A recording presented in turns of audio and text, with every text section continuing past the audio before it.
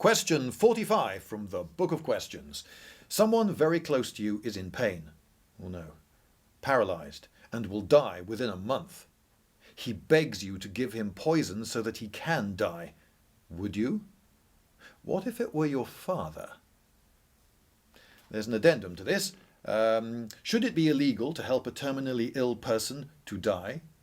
If someone is not dying but has chronic pain, should the person be allowed to commit suicide? What if the person is in emotional rather than physical pain? Okay, we'll get back to that later. The first thing that strikes me as really odd about this question is the "what if it were your father" bit, as though fathers were completely unique amongst humanity, and that would present a completely different sort of dilemma. Why not what if it were your sister or your child or a stranger or your priest? I don't know. There's loads of other people that they could have thrown into that. What is in the questioner's mind completely unique about fathers that makes them quite an exception to what otherwise could be a rule? I don't know.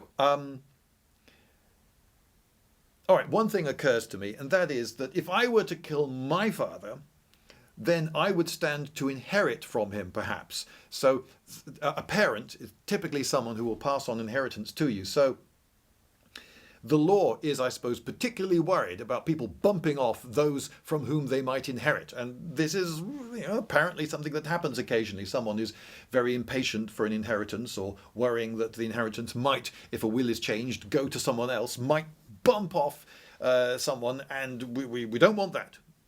So yes, society should discourage people from being killed just because they're wealthy and then might pass on that wealth. But that's my best guess as to why a father should be so different. What if it were a stranger? Would that make a difference? Some, I think. I think the main thing it would make a difference to would be my certainty. See, these questions are sort of magical questions in that it says that they will die within a month. Well, in reality, you never know that someone is going to die within a month.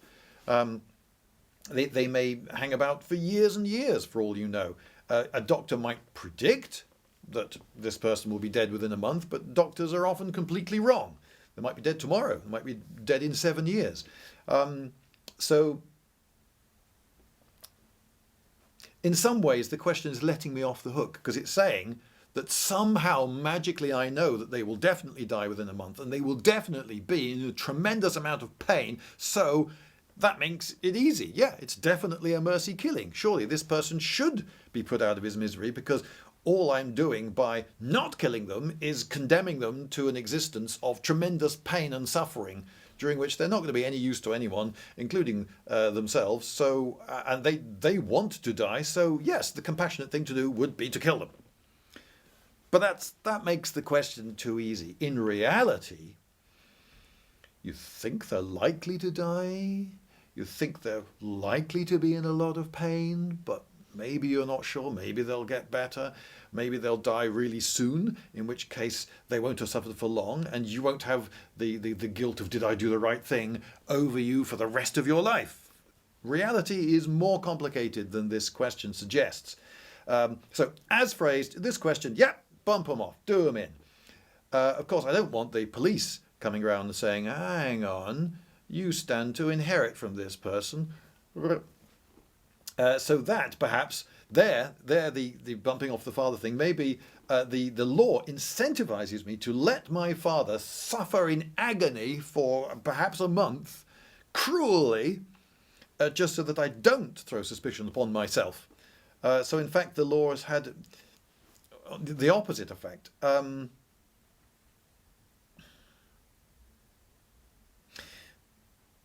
got to ask myself, why is this person not on dimorphine? Because in reality, in Britain today, this person would be on dimorphine, which is what doctors call heroin. Doctor doesn't want to say to a descendant of someone, a child, "Well, we've put your father on heroin," but it's easier to say, "Put your father on dimorphine." It sounds so much more clinical, doesn't it? So much more dispassionate. But yeah, it's heroin. And I'm told by my medic friends that it's amazing how old biddies can last and last on dosages of dimorphine that would kill a healthy young man very quickly indeed, but they're on this massive dose of heroin, and yet they're just staring out of the window. Apparently everything's fine. People I know who have been on morphine, it's interesting what they've said. They've said to me that they could still feel the pain. They just didn't care. And they all said that it was great. But they are also glad not to be on it anymore. So there you go. What this question doesn't ask is, would I be able to bring myself to do it? Well, an easy answer is I don't know. Looking at it in a bit more depth, though, I noticed that people find that they are capable of all sorts of things that they consider themselves incapable of. In wartime, an awful lot of people, we discover, are capable of savage acts of petty vengeance, spitefulness and so forth. Yes, when the totalitarian regime takes over, people do, in fact, turn in their neighbours over petty feuds, knowing that those neighbours are likely to end up dead somewhere, but what the hell, they still turn them in anyway. So people are, it turns out, capable of amazing acts of awfulness in war and extremists. Meanwhile, other people turn out to be amazing in that they are so much more self-sacrificing or harder working or braver than they ever thought they could ever be. So my guess is that yes, if I really honestly were driven to it, I knew for certain that he's going to die. I knew for certain that he's going to be in pain for a month if I don't act. Yes, I think I could probably do it. But as I say, it's letting me off the hook because I might think, oh, maybe he'll be in agony for only one day and I won't have that hanging over me. All right, let's go to the addendum now. Should it be illegal to help a terminally ill person die? Well, I can see why we want to discourage suicide. It's certainly the case that with people who go on to live for many years after a genuine attempt, they really honestly tried to kill themselves, and people studying them have looked at what happened to them later in life, and it's been found again and again that about 2 years after the serious attempt, things were so bad they wanted to kill themselves, people are glad that they didn't. But that's people who've got plenty of lives ahead of them. It says here terminally ill. They're definitely going to die.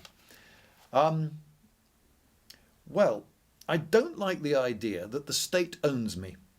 If the state forbids me to kill myself, then I am not the owner of this body of mine, this flesh that I consider to be mine and which I have to pay for and look after under my own expense. But the state, nonetheless, can say, actually, no, you're not allowed to destroy yourself. We own you. You are our property and you are not allowed to damage that property. Because that's what a state is saying. By forbidding you to commit suicide, the state owns you. And I don't like the idea of that, to be honest. I want to be the owner of my body and I want the right to kill myself, damn it. But I also, at the same time, want to live in a society that makes it very difficult for me to kill myself, because I might make some terrible mistake otherwise. And I hope I've got plenty of useful years ahead of me. And so I don't want to come up with a permanent solution to a temporary problem. And this is the great dilemma. What should the law be? At the moment in Britain, it is technically illegal to help someone kill themselves. But there are people who go abroad to clinics in Switzerland and aid someone to die. But then they worry about what's going to happen to them when they come back to Britain. Will they be prosecuted? It seems that, yes, sometimes they are. The state certainly takes a very dim view of it. Should the person be allowed to commit suicide? Should someone else be allowed? Well, someone else, I believe, is the owner of his own body, so it's not for me to interfere. But I also want and should interfere if I think they're making a terrible mistake. And they perhaps will get through this. But let's come back to the question here. Terminally ill. All right, terminally ill. Yes. I'm going to go with it should not be illegal for a terminally ill person to kill himself. But in the original question, if you remember, the person was paralyzed. So I have to do it. I have to inject them or force the poison down their throat or whatever it is. And that was a good word to put in the original question. But here in the supplemental, it's not saying that they're paralyzed. And indeed, if they're able to kill themselves, then presumably they're not paralyzed. What if the person is in emotional rather than physical pain? Well, how can you tell? And is there really a difference? Pain is an illusion. If I drop an anvil on my foot, that pain that I think I'm feeling is an emotion that my brain is conjuring. It's an illusion, in fact. People can feel tremendous, terrible pain in a limb that they don't even have anymore. It's an illusion. They can be convinced that someone has dropped an anvil on their foot. Their foot is absolutely fine, but they will yelp with pain if they are absolutely, genuinely convinced that they should, if you like, be in pain. Pain is emotional, and if you do feel a tremendous emotional pain, the grief of the loss of a loved one, it manifests as physical pain. So how can I, if they say that they're in emotional pain rather than physical pain, or physical rather than emotional pain, how am I supposed to tell? It's not even me. I'm looking at them. They are behaving as if they're in tremendous pain.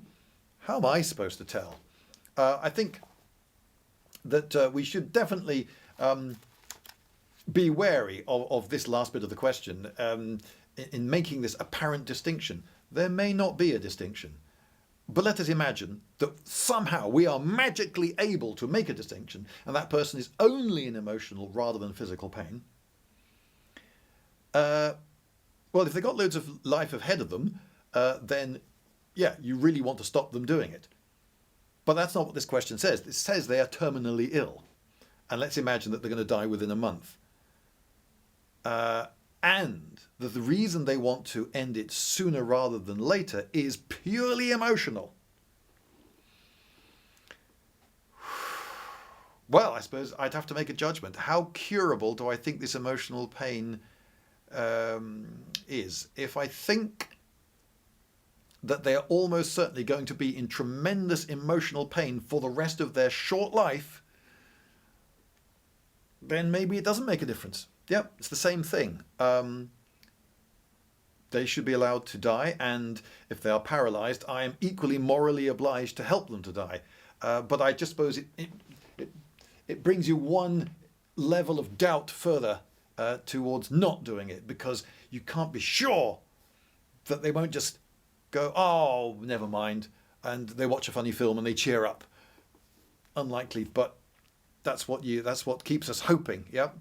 And hope is a two-edged sword. We live on hope that things will get better, even when things are almost certain to get worse, and we could cut our losses, but that hope stops us cutting our losses, and people as a result go on suffering. It's a horribly complicated situation, but I think I've answered it.